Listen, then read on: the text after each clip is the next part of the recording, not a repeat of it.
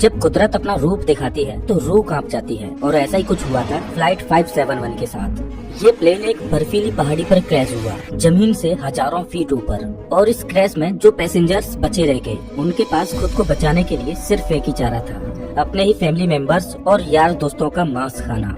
Flight 571 की कहानी, चाहे इसे आप दुनिया का सबसे बड़ा चमत्कार कहो या मानव इतिहास की सबसे बड़ी क्रूरता, लेकिन इस कहानी को सुनकर आपकी रूह कांप जाएगी। ये दिल दहला देने वाली कहानी शुरू होती है 12 अक्टूबर 1972 को। साउथ अमेरिका के यूरुग्वाई देश से एक चार्टर्ड प्लेन उड़ान भरता है, जिसको चिली देश की राजधानी सैंटियागो में पहुंचना है। इस प्लेन में बैठे हैं रग्बी प्लेयर्स और उनका मैच देखने जा रहे हैं उनके फैमिली मेंबर्स, उनके रिलेटिव्स और उनके यार दोस्त। इस प्लेन में टोटल 45 पैसेंजर्स हैं, जिनमें 9 क्रू मेंबर्स हैं। ये फ्लाइट 3 घंटों में अपनी डेस्टिनेशन पर पहुंच जाएगी, लेकिन रास्ते में इसको एंडीज की पर्वतमालाओं को पार करना होगा। लेकिन दुर्भाग्य से आगे चलकर मौसम खराब मिलता है। इस वजह से इस फ्लाइट को रास्ते में ही अर्जेंटीना के मेंडोजा शहर में लैंड कराया जाता है। ये फ्लाइट रात भर वहीं रुकती है और अगले दिन यानी 13 अक्टूबर को उड़ान भरने के लिए तैयार होती है।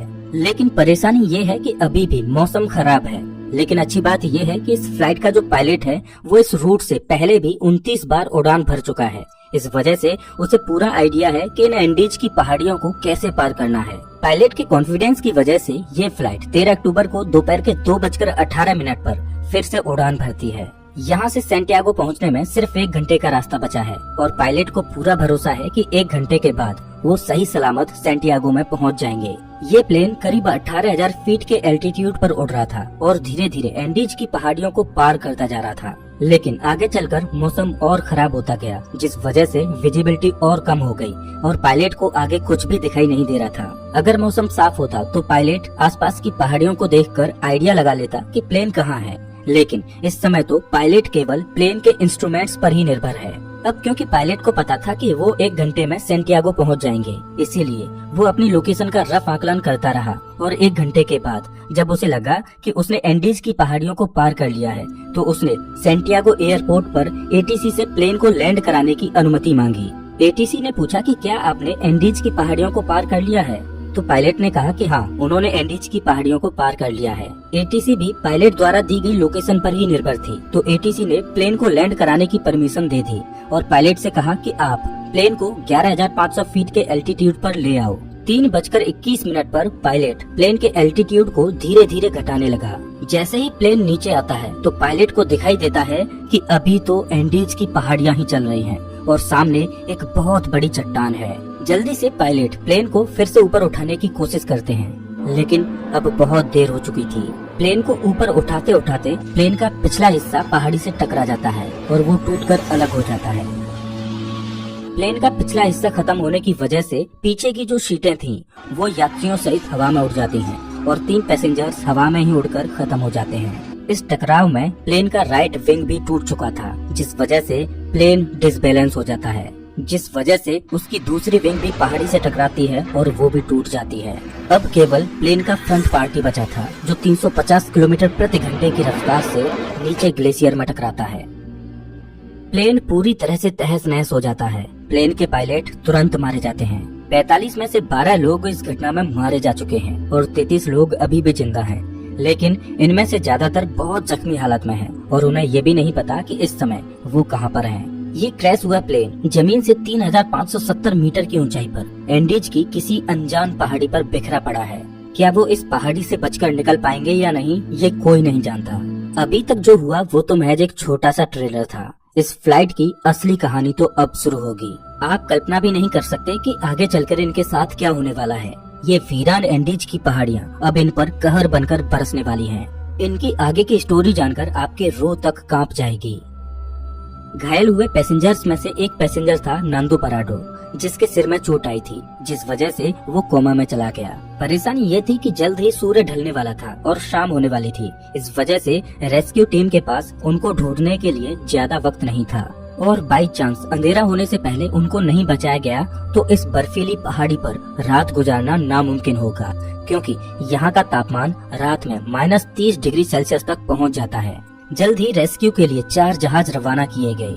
इन चारों जहाजों ने एंडीज की पहाड़ियों को खंगाल डाला, लेकिन इन्हें कहीं भी कुछ भी नहीं मिला। क्योंकि प्लेन ऐसी जगह पर क्रैश हुआ था जहां पर सफेद बर्फ और घना कोहरा था और प्लेन भी सफेद रंग का ही था। इस वजह से ऊपर से देखने पर रेस्क्यू टीम को क्रैश साइट का अंदाजा ही नहीं हो पा रहा था। देखते ही देखते रात हो गई और उस दिन रात भर के लिए रेस्क्यू ऑपरेशन को स्थगित कर दिया गया। बचे हुए पैसेंजर्स को उम्मीद थी कि वो कैसे भी करके सिर्फ आज की रात काट लें, कल तो उन्हें कोई न कोई बचा ही लेगा।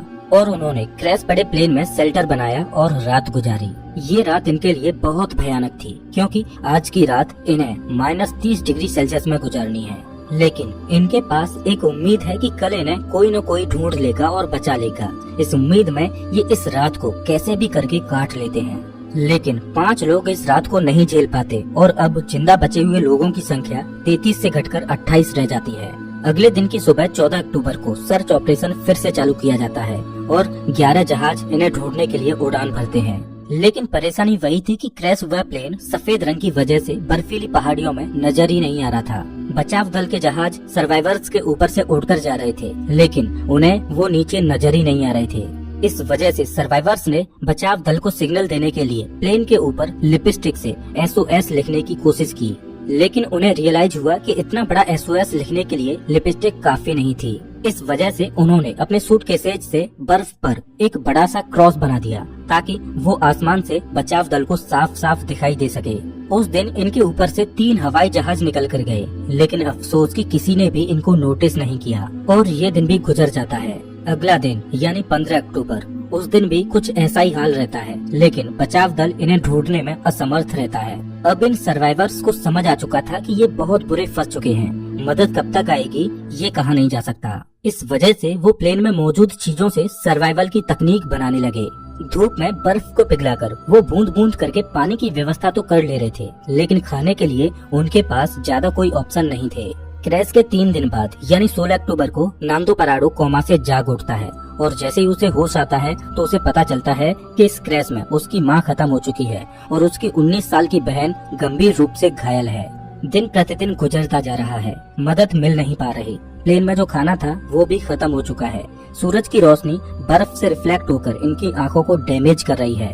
भूख, प्यास और असहनीय ठंडी को सहते सहते अब इन्हें इस पहाड़ी पर 8 दिन गुजर चुके थे। रेस्क्यू प्लेन आते और इनके ऊपर से निकल जाते। क्रैश के 8 दिन बाद नांदो पराडो की बहन भी जीवन की लड़ाई को हार जाती है और अपना दम तोड़ देती है। और उधर 8 दिनों के बाद सर्च अभियान को रोक दिया जाता है क्योंकि अक्टूबर के महीने में वहां पर बहुत ज्यादा बर्फ पड़ती है। इस वजह से सर्च अभियान को 2 महीनों के लिए स्थगित कर दिया जाता है। ऑफिशियल्स को ये लगा कि इन 8 दिनों में सारे यात्री मारे जा चुके होंगे। इस वजह से उनकी मुर्दा बॉडीज को 2 महीने के बाद खोजकर उनके घर वालों को भिजवा दिया जाएगा। इधर सर्वाइवर्स को प्लेन के मलबे में एक रेडियो मिला। जब सर्वाइवर्स ने रेडियो को ऑन किया तो उसमें उन्हीं की न्यूज ब्रॉडकास्ट हो रही थी कि फ्लाइट 571 के सर्च ऑपरेशन को अब बंद कर दिया गया है। इस न्यूज ने सर्वाइवर्स के होश उड़ा दिए। अभी तक तो उनको अपने खोजे जाने की एक उम्मीद थी, लेकिन वो अब रेडियो पर अपने ही मरने की खबर सुन रहे थे। अपने खोजे जाने की एक उम्मीद की किरण थी, वो भी टूट चुकी है। अब उनको पता है कि यहाँ पर मौत निश्चित है। अब या तो परिस्थितियों को अपने ऊपर हावी होने दो या उनका डटकर सामना करो। उन्होंने प्लेन की सीटों को फाड़कर उसकी रुई को अपने कपड़ों में भरकर ठंड से बचने की कोशिश की। सीट कवर्स को पैरों में लपेटकर बर्फ में चलने के लिए जूते बनाए। सबसे बड़ी दिक्कत खाने की थी। अब जिंदा रहने के लिए इनके पास सिर्फ एक ही ऑप्शन था, वो करना जो इतिहास में कभी भी किसी ने नहीं किया, जिसके बारे में सोच कर ही रूह कांप जाए। इन्होंने बर्फ में पड़ी अपने फैमिली मेंबर्स, रिलेटिव्स और जिनके साथ वो कभी खेले कूदे उन यार दोस्तों की मुर्दा बॉडीज को खाने का फैसला किया। हालांकि ये फैसला लेना उनके लिए बिल्कुल भी आसान नहीं था। एक एक करके दिन गुजरता जा रहा था। इनके पास खुद को बचाने के लिए कोई भी प्लान नहीं था। वो रात को ठंड से बचने के लिए टूटे पड़े प्लेन के अंदर ही सोते। लेकिन क्रैश के 16 दिन बाद यानी 29 अक्टूबर को कुदरत ने इनको एक और झटका दिया। वो रात में सो रहे थे और अचानक उन्हें पता चलता है कि पहाड़ से बर्फ का एक मोटा हिस्सा टूटकर नीचे गिर रहा है।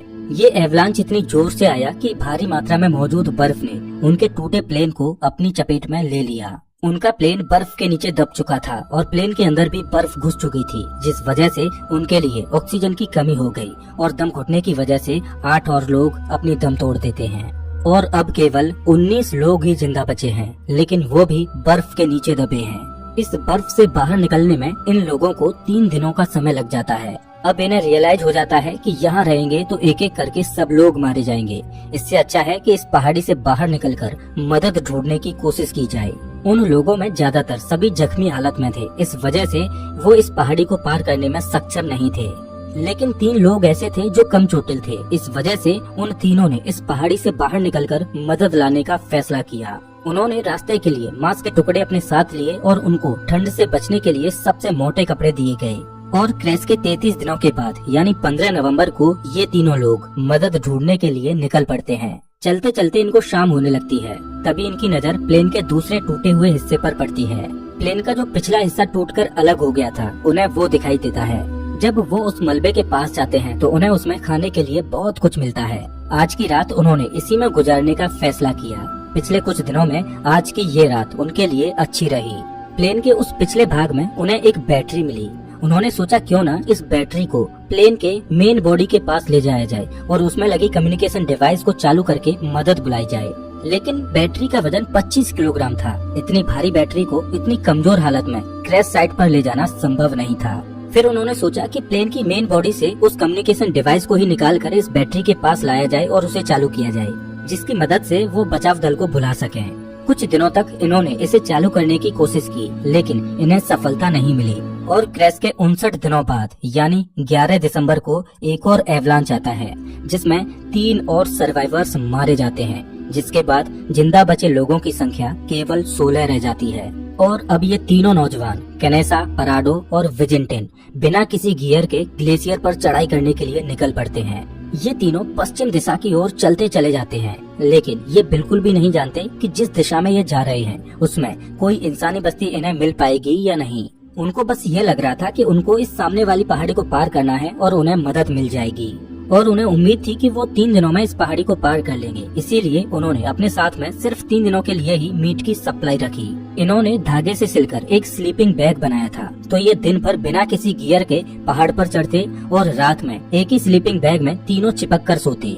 खुले में बिना किसी सुविधा के -30 डिग्री सेल्सियस में रात गुजारना कोई आसान बात नहीं थी। चलते चलते इन्हें चौथे दिन की सुबह हो चुकी थी, लेकिन अच्छी बात ये थी कि वो अब उस पहाड़ी की चोटी पर पहुंच चुके थे। जैसे ही ये पहाड़ की चोटी पर पहुंचे तो इनके पैरों तले जमीन निकल गई, क्योंकि पहाड़ पर चढ़कर इन्हें पता चला कि वो इतने दिनों से जिस दिशा में चल रहे थे वो गलत दिशा थी। आगे रास्ता खत्म ही नहीं होता। अब क्योंकि उनके पास खाने की सप्लाई बहुत कम थी, इस वजह से उन्होंने फैसला किया कि उनमें से एक बंदा क्रैश साइट पर वापस चला जाएगा और 2 लोग आगे जाएंगे। इस वजह से विजेंटन वापस लौट जाता है और पराडो और कनेसा आगे बढ़ते रहते हैं। उस पहाड़ की चोटी पर चढ़ने के बाद इनको सही रास्ते का अनुमान हो जाता है और ये दोनों कई दिनों तक आगे बढ़ते रहते हैं। और कुछ दिनों के बाद इन्हें नदी की एक छोटी सी धारा मिलती है। वो उस धारा के साथ साथ नीचे चलते रहते हैं और लगातार 9 दिनों तक चलने के बाद 20 दिसंबर को नदी के दूसरे किनारे पर इन्हें 3 लोग दिखाई देते हैं। ये चलते चलते बहुत थक चुके थे। पिछले 9 दिनों में इन्होंने पहाड़ पर 61 किलोमीटर की हाइकिंग की थी और अब मंजिल इनके सामने थी। इन्होंने उनसे मदद की गुहार लगाई, लेकिन वो लोग टुमारो बोलकर चले गए। उस दिन उन्हें कोई मदद नहीं मिल पाई, लेकिन अगले ही दिन वो विलेजर फिर से वापस आया और एक पत्थर में कागज और पेन लपेटकर नदी के दूसरे किनारे पर फेंका। नांदो पराडो ने पेन और कागज को उठाकर जो भी घटना घटी थी उसके बारे में सब कुछ लिख दिया। जब उस विलेजर ने उस पेपर को पढ़ा तो वो सब कुछ समझ गया, क्योंकि उसे पता था कि इन पहाड़ियों में कुछ दिन पहले प्लेन क्रैश हुआ था और उस एरिया में भी पूछताछ के लिए लोग आए थे।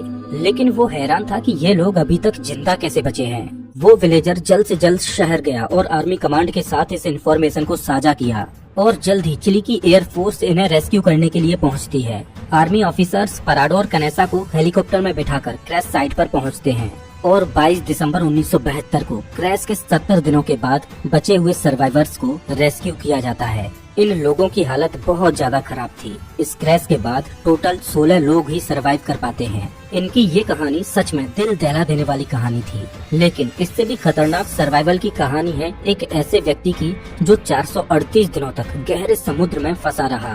बीच पैसिफिक ओशियन में एक छोटी सी नाव उसका घर थी, खुला आसमान जिसके नीचे उसे दोपहर की तेज धूप और रात की ठंडी को सहना था। एक अकेला व्यक्ति वीरान समुद्र में 438 दिन यानी 14.5 महीनों तक अकेला मदद की आस लगाए भटकता रहा। इस व्यक्ति की सर्वाइवल की कहानी आपको सच में हैरान कर देगी। इस कहानी को आप स्क्रीन पर दिख रही इस वीडियो में देख सकते हो। मैं आपको वहीं मिलता हूँ।